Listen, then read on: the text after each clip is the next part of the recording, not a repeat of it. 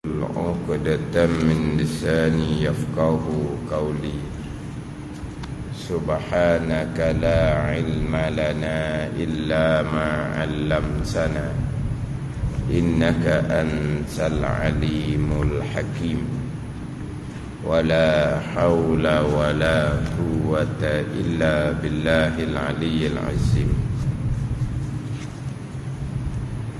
Kitab Fathul Mu'in muka surat 97, petok yang keempat daripada atas. Petok yang keempat daripada atas.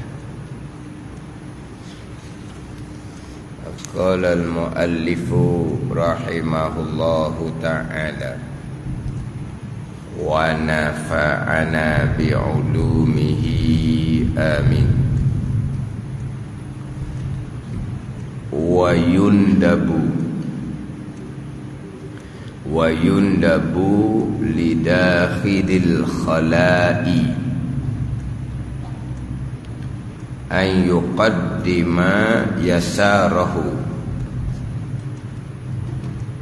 wa yaminahu linsirafihi bi aksil masjidi.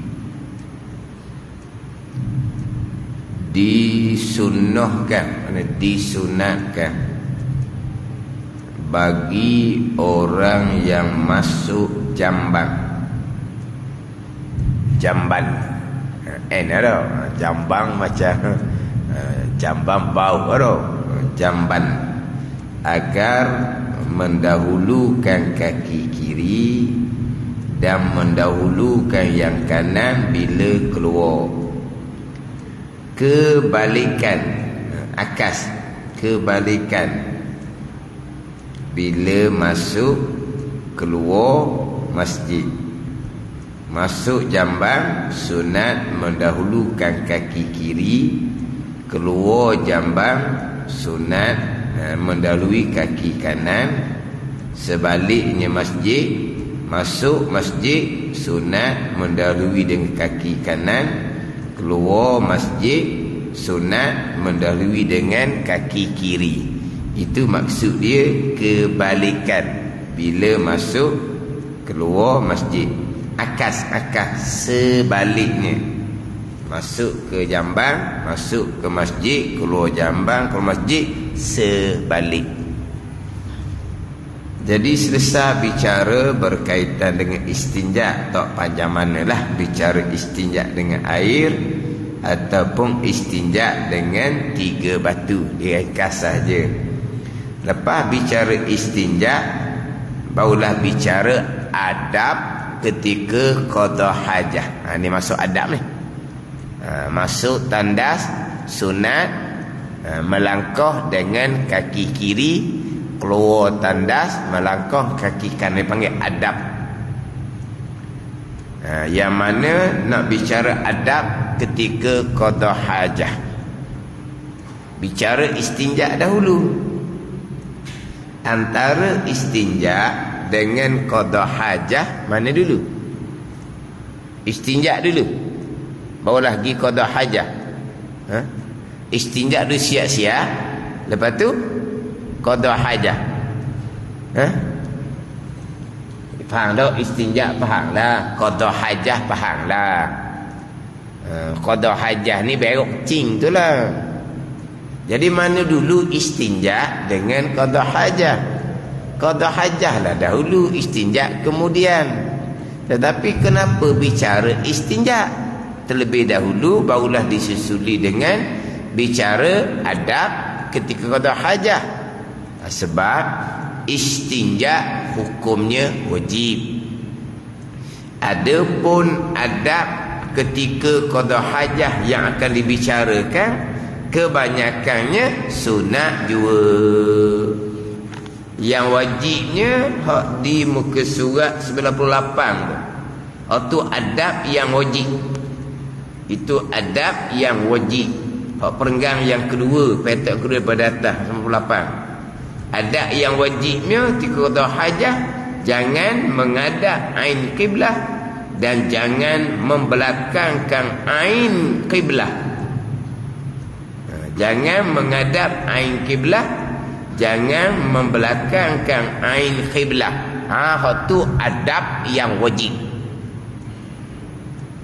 Buang air kecil menghadap kiblah, hukumnya haram. Buang air besar membelakangkan kiblah, hukumnya haram. Itu satu-satunya adab yang wajib. Ni masuk ke kaki kanan, adab yang sunat. Keluar dengan kaki kiri, adab yang sunat. Di adab-adab ni al-khisalul mahmudah, tu adab. Perkara yang dipuji pada syarak, ada merangkumi yang wajib dan merangkumi yang sunat. Adab-adab ni merangkumi yang wajib dan merangkumi yang sunat, dipanggil adab.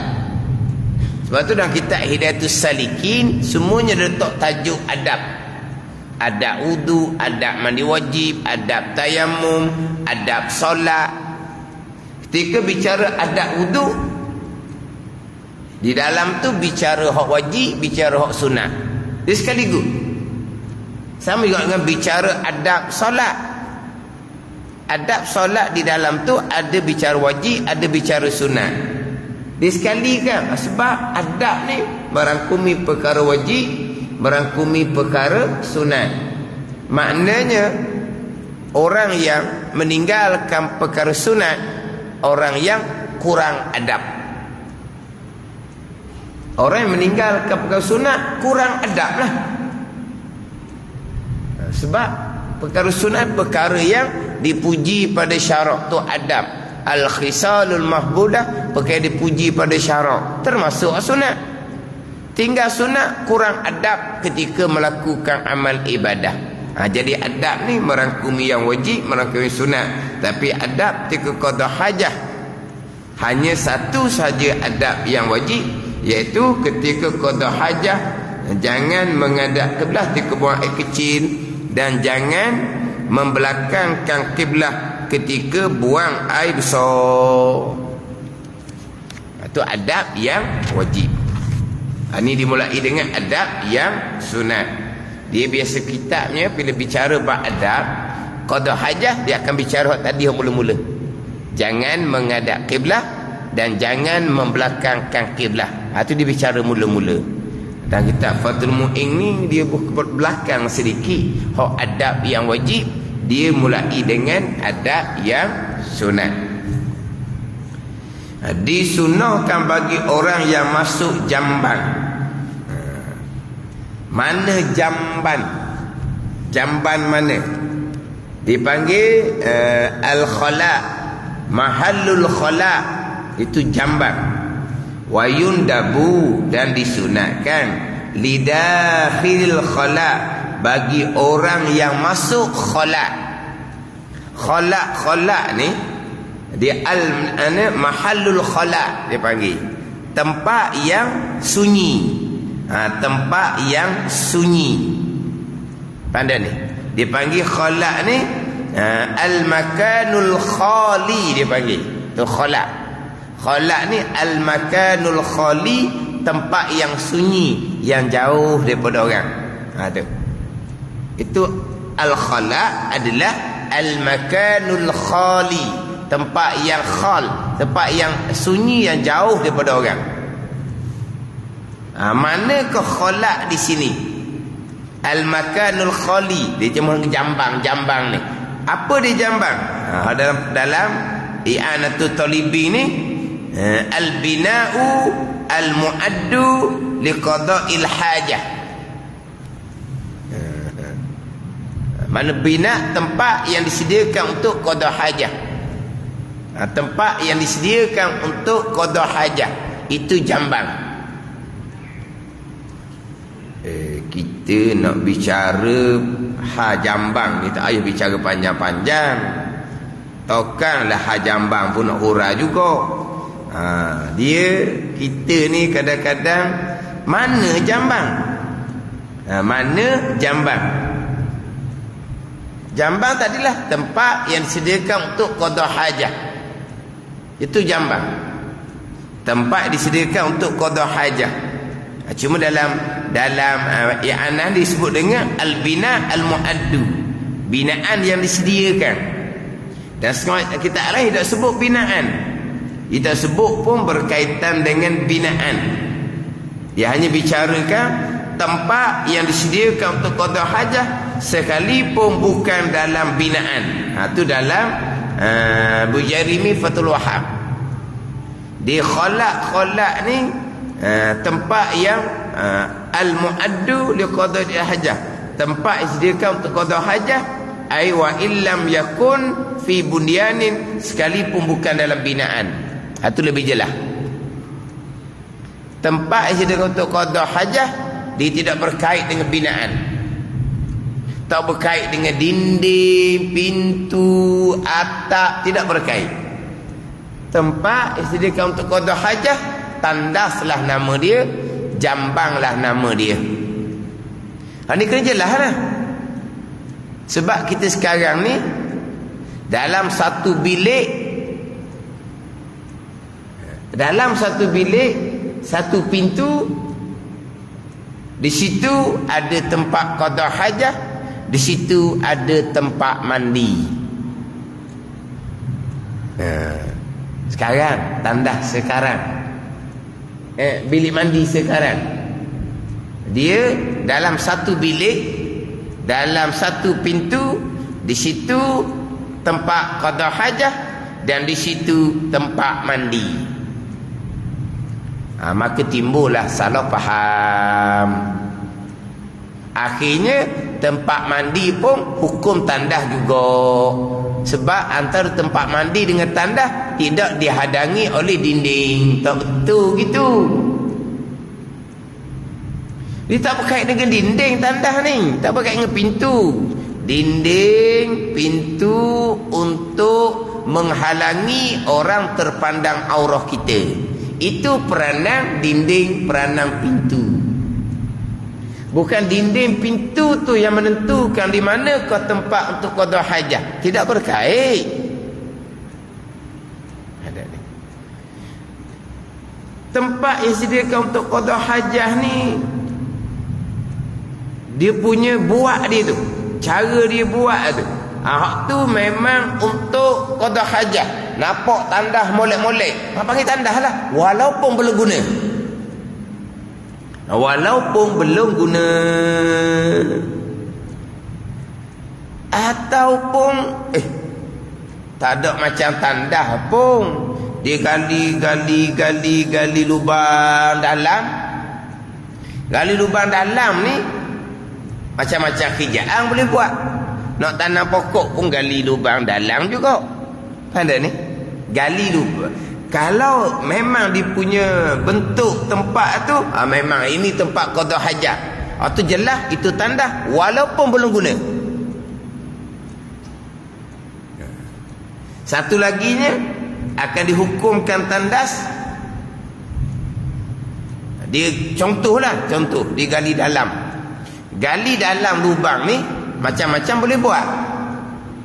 Tiba-tiba dia qada hajah di lubang tersebut, kemudian dia berazam akan datang balik qada di tempat yang sama kemudian, sebab digali dalam dah, dia qada hajah sekali, dia kambuh sedikit. Kali datang pula tempat yang sama, bila dia berazam untuk datang ke tempat yang sama, di situ dia panggil tandas. Kawasan lubang tu panggil tandas. Ada dinding, ada pintu, ada atap. Dah kait dinding, pintu, atap. Dia panggil tandas dah lubang tu.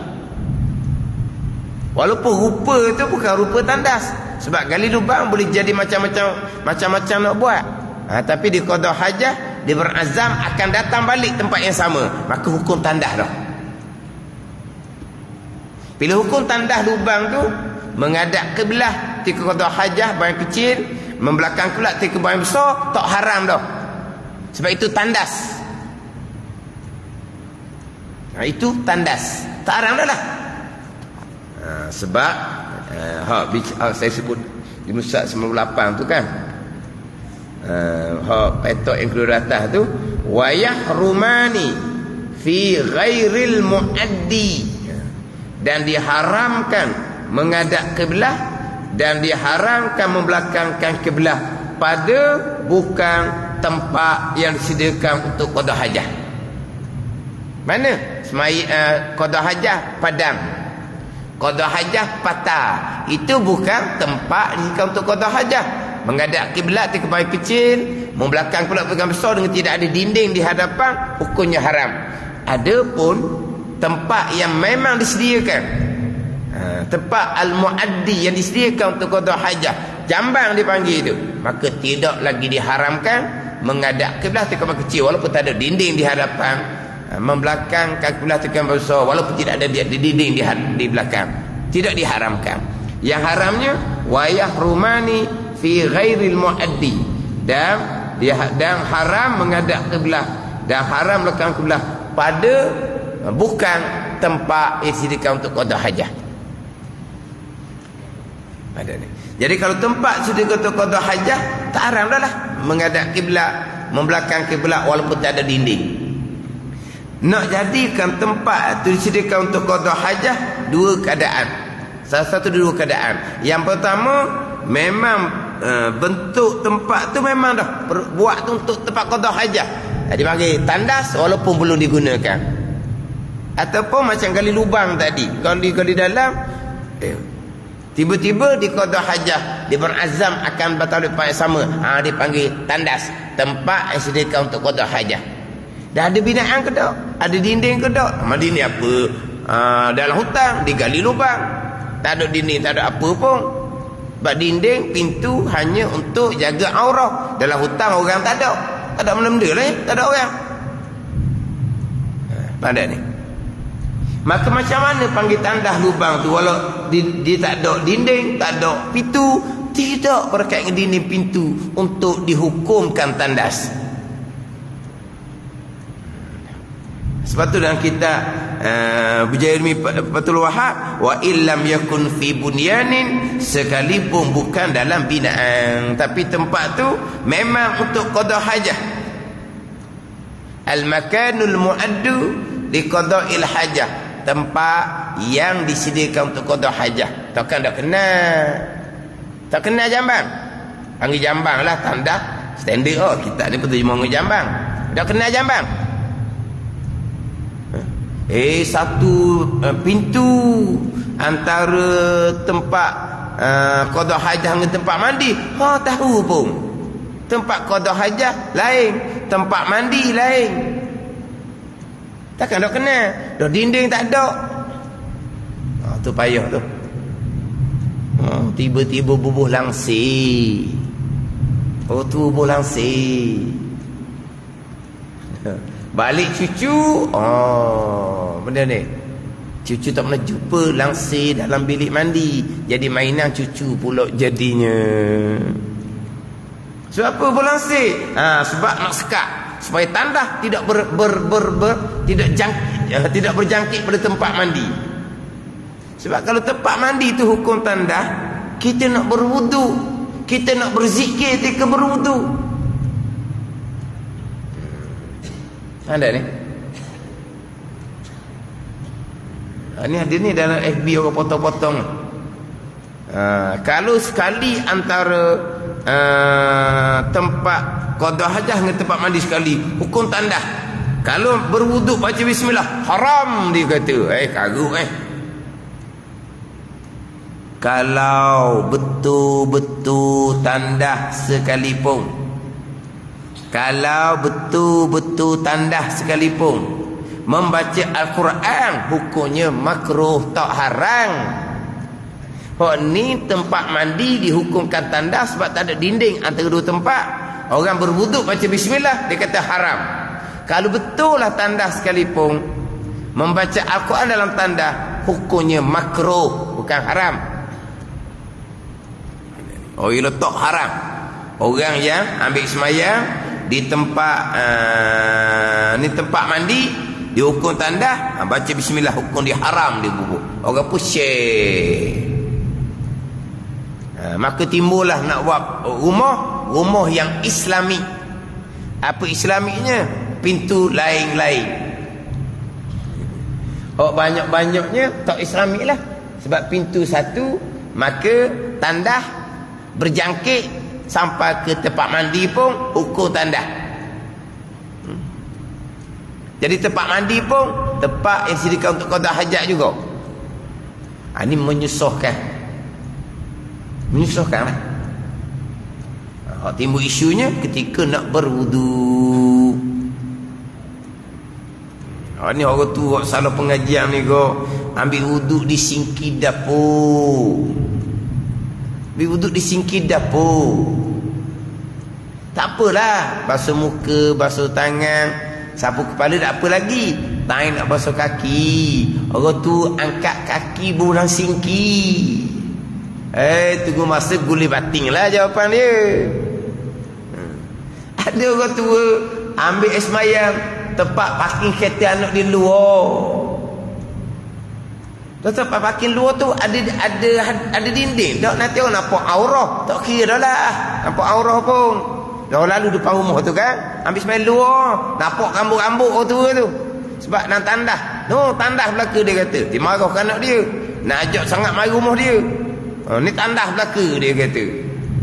Yang anak tu bukan buat rumah tu, dia beli siap dah. Rumah kampung dia tandas pintu lain, tempat mandi pintu lain. Buat nak buat gitu pun itu lagi baik, sebab dua tempat boleh dua orang guna. Kalau satu pintu, orang tu nak qada hajat je, bukan nak mandi. Orang seorang lagi nak mandi, tunggu luar. Ni tu kan ni. Jadi rugilah. Dua tempat seorang je boleh guna, sebab satu pintu.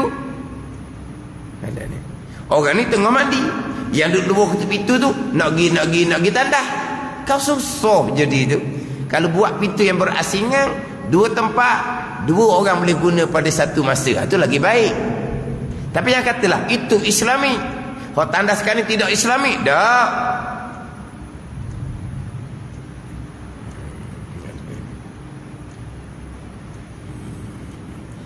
Tak kena tandas payah nak cerita. Tempat yang disediakan untuk qada hajat, tak kena. Kisnya tak ada dinding, tak ada pintu, dah.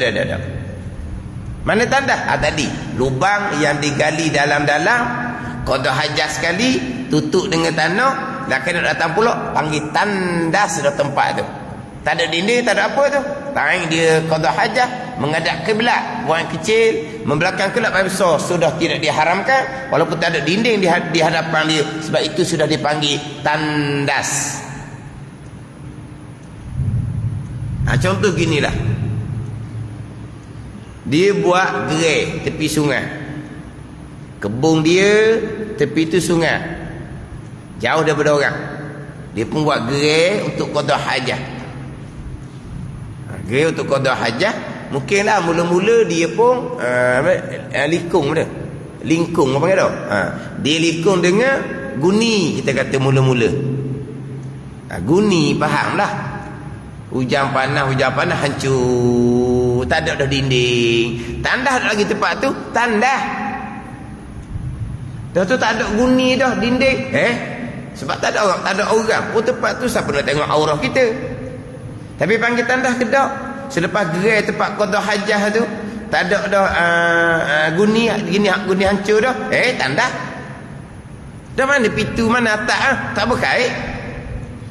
Tandas tempat yang sediakan untuk qada hajah, tidak berkait dengan dinding, tidak berkait dengan pintu, tidak berkait dengan atap ke tiang ke, tak berkait. Jadi dalam satu bilik itu jelas mana tandas, mana tempat mandi.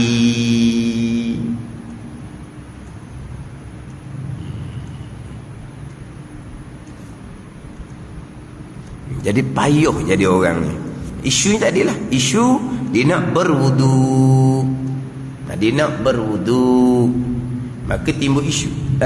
Sebab ketika berwudu ni nak baca auzubillah, nak baca bismillah, nak baca alhamdulillah. Selesai berwudu pula nak berdoa. Kalau dihukumkan tandas, makruh belaka berzikir dalam tandas.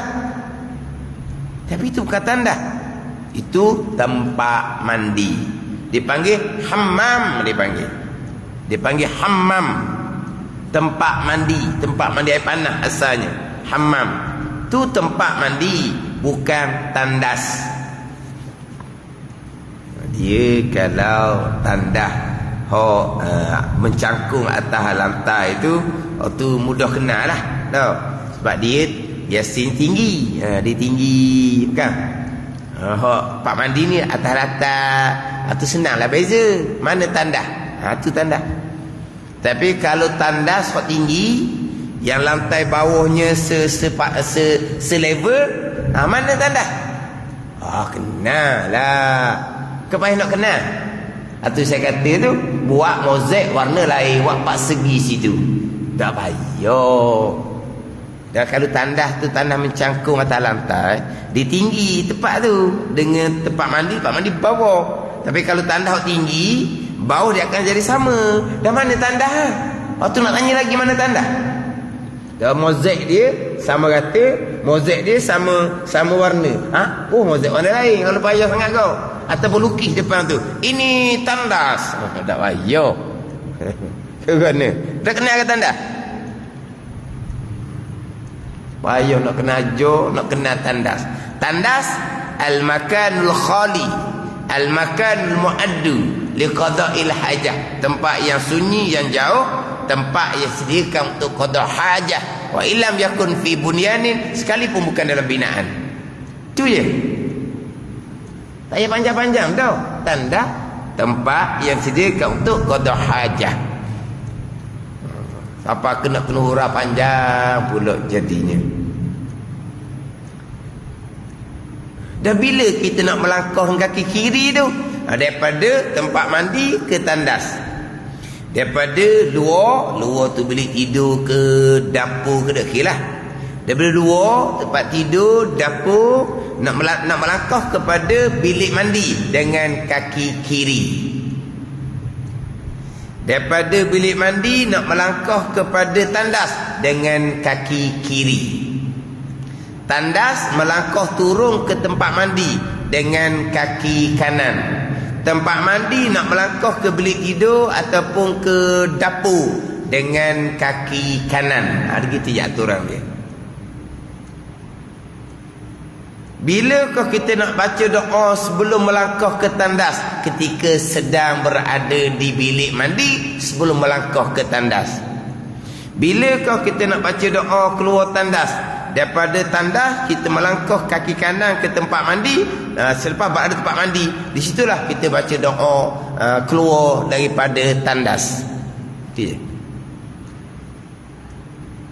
Keluar kepada luar dak lagi, kita nak mandi lama pula dalam tempat dalam bilik mandi tu pulaknya. Faham tak? Simple je. Simple je. Mana tempat qada hajah, mana tempat mandi. Beza sangat-sangat. Ialah kalau kira pada pintu lah. Macam mana dengan kalau pintu bilik mandi tu tercabut? Tandas sampai habis satu bilik tidur tau. Dan pintu bilik mandi tercabut. Dalam tu ada tandas. Tandas pun merayak sampai ke tempat mandi pun tandas. Sampai ke bilik tidur pun tandas. Sebab tak ada pintu. Tak berkait. Pintu tandas cabut. Habis dapur tandas belaka.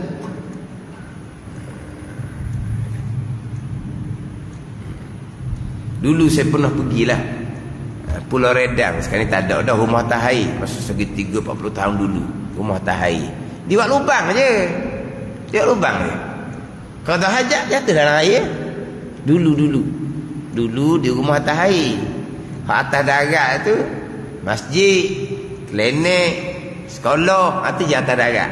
Hak rumah semua tahair belakang. Dulu 40 tahun dulu. Jadi lubang je situ. Dan mana nak bagi tanda? Situlah, bukan satu rumah. Macam mana dengan lokap? Lokap tandas dia macam mana? Lokap dia ada cakung tepi dia tau. Dia adalah dinding, pintu tak ada tau. Tak ada pintu, dia ada dinding je. Lepas tu atas pun rendah je tau. Boleh nampak kepala tau. Tak terbegok lah Jafar ni. Tak kira lah satunya. Teman-teman, mana tandas? Habis satu lokat tandas. Habis bala polis tu tandas belaka.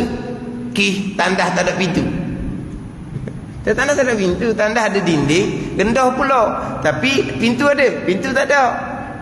Dinding ada lah, pintu tak ada. Maka tandas mana? Sampai ke tempat lokat pun tandas, sampai ke kaunter meja polis pun tandas. Sebab tak ada pintu ke macam mana? Pintu ada pun dia bukan dinding, dia buat jaring gitu je. Habis pas ke depan tandas. Ada pula dia kata kalau bilik tu besar lain, dia kata kalau bilik tu besar lain kan, rumah mewah kan, bilik mandi dia besar mana tak tahulah. Jadi tandas di penjuru tu, tapi bilik tu besar, barulah tak ada tandas belaka. Rumah orang kaya tak ada tandas, rumah orang biasa tandas belaka sebab bilik mandi tak besar mana. Ada orang ceramah gitu. Sekarang bilik mandi kita ni kan tak besar mana. Situ tandas, situ tempat mandi tak besar mana. Maka tandas belaka dia hukum.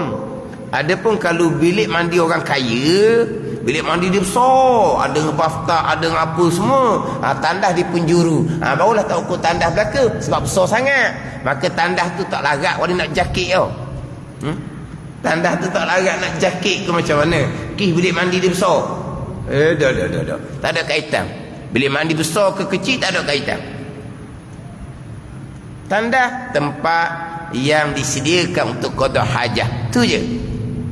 Tak berkait dengan dinding, tak berkait dengan pintu. Dulu payahlah kalau ada orang faham seumpama ni.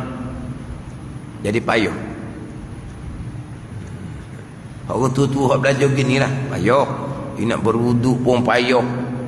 Kalau anak cucu dia buka je pintu bilik mandi, tutup cepat-cepat. Marah.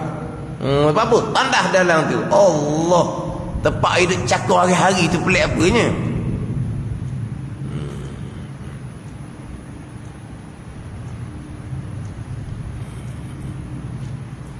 Sebab tu biasa kalau soalan yang berbentuk apa hukum berwuduk dalam tandas, kalau soalan gitu bunyi, apakah hukum berwuduk di dalam tandas? Kena tanya dulu, mana tandahnya yang kamu pergi berwuduk, kenapa tak pasal-pasal berwuduk dalam tandas ni? Kau tak berwuduk dalam tandas. Tapi dia tanya apakah hukum berwuduk dalam tandas ni, kena tanya dia mana tandas. Tandas belaka lah, sebab antara tempat qada hajah dengan tempat mandi tak ada dinding. Kena ajak tu dulu, ajak kenal tandas. Begok hari-hari tak kenal tandas, tak ada nak beza tandas dengan buat tempat mandi. Ke tempat mandi tu boleh qada hajat juga, tak ambil budak tandas. Ke macam mana? Pelik sangat ni. Tempat ni pun boleh qada hajat, tempat mandi pun boleh qada hajat. Tak. Dia kalau tempat tu bukan situ qada hajat pun tak kena ditandas juga. Tempat mandi bukan tempat qada hajat. Tiba-tiba tempat mandi tu orang kencing sentiasa sampai ke hancing, jadi tandas dah tempat mandi? Tidak, sebab itu bukan tempat situ untuk qada hajat. Kamu pergi kencing di tempat mandi, ada ni. Walaupun tempat mandi tu hancing dah, tapi tempat mandi itu disediakan untuk qada hajat? Tidak, orang je kencing situ, tak akan ditandas. Tempat tu untuk qada hajat, tandas walaupun belum guna. Dia faham gitu. Walaupun belum guna. Pada orang timbuk gitu, dia kata tempat mandi pun kencing juga. Kita tak kira tu. Kencing tempat mandi hukumnya makruh. Kalau kena kencing hukum tandas, nanyalah, ni tempat tidur orang tua, hok pakai pampers, Orang tu pakai pamper kan, kencing berak tempat tidur dalam pamper. Tandah dah. Ni tempat tidur tu, hok tu uzu tu lah. Hok tu uzu kan pakai pamper. Mana dia kencing? Mana dia berak? Dalam pamper dia lah. Mana? Atas lembek tu lah. Maka bilik tidur dia tandah. Sebab dia kencing berak di situ. Dah. Takkan dia tandah. Tak akan dia tandah. Walaupun dia kencing berak di situ, sebab itu bukan tempat yang disediakan untuk qada hajah.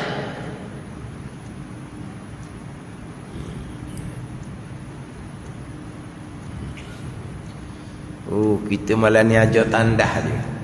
Ajar kena tandah.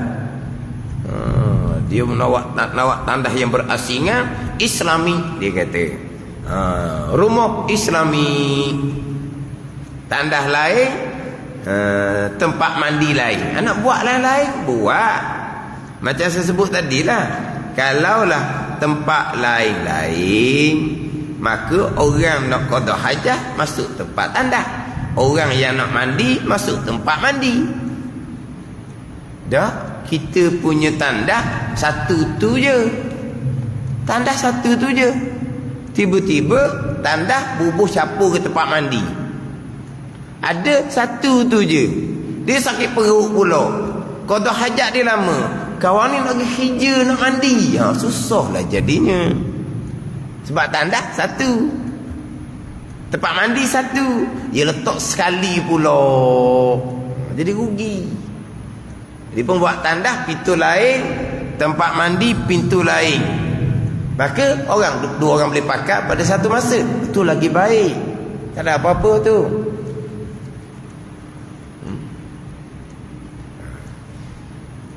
Itu tandah rumah, tandah masjid, tandas awam. Dia berbentuk panjang. Tempat tandah tu ditinggi lah. Kalau tandah atas lantai tu tinggi. Daripada pintu dengan tempat tinggi tu luas juga. Perasan tak?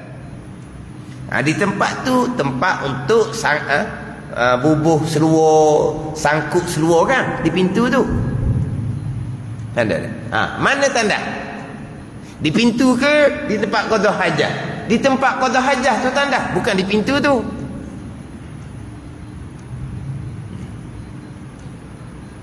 Terkadang apabila orang ramai ada program besar-besar, nak kena mandi, mandi mana? Mandi depan tu lah. Depan tu bukan tanda. Depan tu bukan tempat mandi dah. Okey lah kalau ada paip jadi macam tempat mandi, tapi bukan tanda. Tanda di tempat qada hajah, bukan bermula di pintu. Mana kalau terpaksa mandi di depan tu, mandi boleh ambil wuduk, boleh baca bismillah. Itu bukan tanda. Tanda di dalam tu, tempat qada hajah. Di luar tu bukan tanda. Di hadapan tu bukan tanda. Ini dia panggil tandah belaka. Satu bangunan sebab tulis atas tu kan, tandas awam. Maka dia pun tandah belaka.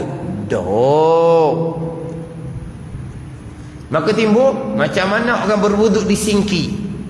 Di luar tu kan ada singki. Macam mana orang berwuduk di singki dalam tandah? Kata singki mana pula dalam tandah? Ada orang tanya gitu. Berwuduk di singki dalam tandas. Tadi dia orang tanya apa hukum berwuduk dalam tandah? Kena tahu mana tandah yang masuk kamu. Kalau ni timbul pula apa hukum berwuduk di singki di dalam tandah? Maksud dia apa? Hak luar ni, singki luar ni. Apa dia panggil tandah? Tulis atas tu tandas awam. Di singki tu bukan tandah. Dah boleh ambil semayang ke? Walaupun bukan tandah, tapi kadang-kadang kawasan tu kurang bersih. Kita ambil semayang ni tempat bersih. Nanti air mengercik kena pakaian kita, timbul was-was pula. Tapi di sini bukan tandah. Kalau gitu kok tempat penjaga tandah duduk, tandah juga ada, tak boleh semayang di situ. Dan tempat penjaga tandah tu bukan dalam bangunan yang sama. Bukan di singki itu bukan tandas. Buka pintu tandas, itu belum lagi tandas. Yang tandasnya tempat istiqam untuk qada hajat. Di hadapan tu boleh buat tempat mandi.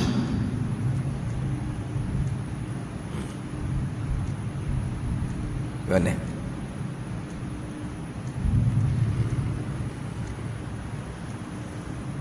Yelah memang dia pintu tapi dia panjang, pandang dia panjang tu. Kadang-kadang luah lagi ni tempat hak kita hak bukan tandas ni sebelum kita melangkah atas tandas. Tandas ni. Sebelum kita melangkah tandas. Situ baru tandas. Depan ni bukan tandas. Nak mandi, nak berwuduk boleh je. Tapi tempat yang tidak bersih memang kita tidak aula kita berwuduk. Bukan kata di tandas. Di Masjid Surah sekalipun terkadang tak comel tempat wuduk dia.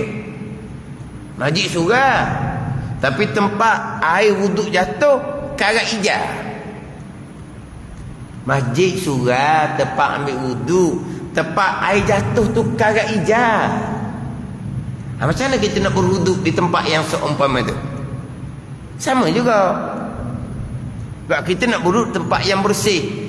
Air wuduk jatuh tidak jatuh di tempat yang kotor.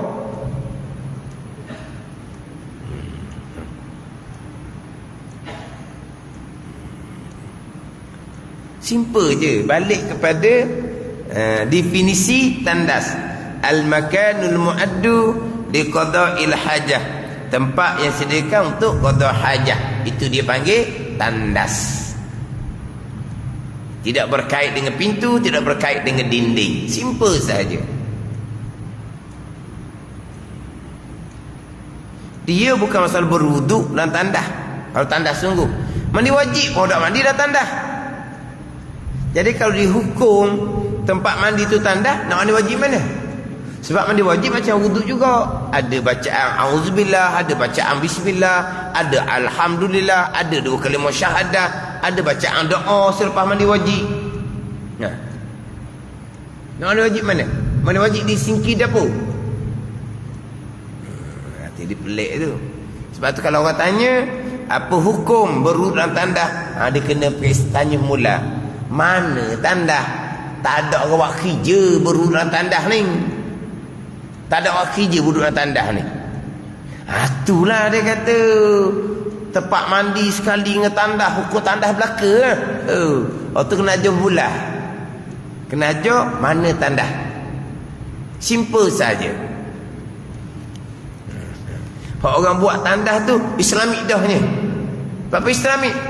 Aurah tertutup molek dah. Islamik lah. Tambah laginya bilik masing-masing pulau aurah tu pelihara. Waktu lagi Islamik. Ya. Yelah, tu orang-orang berkemampuan lah. Tapi Islamik lagi tu. Sebab di dalam tu keluarga masing-masing. Ada ajnabi, ipo, sabik, sepupu ajnabi. Dia boleh letak bilik tandas yang berasingan, tempat mandi berasingan daripada satu orang. Itu Islamik dia nya. Kalau berkemampuan lah.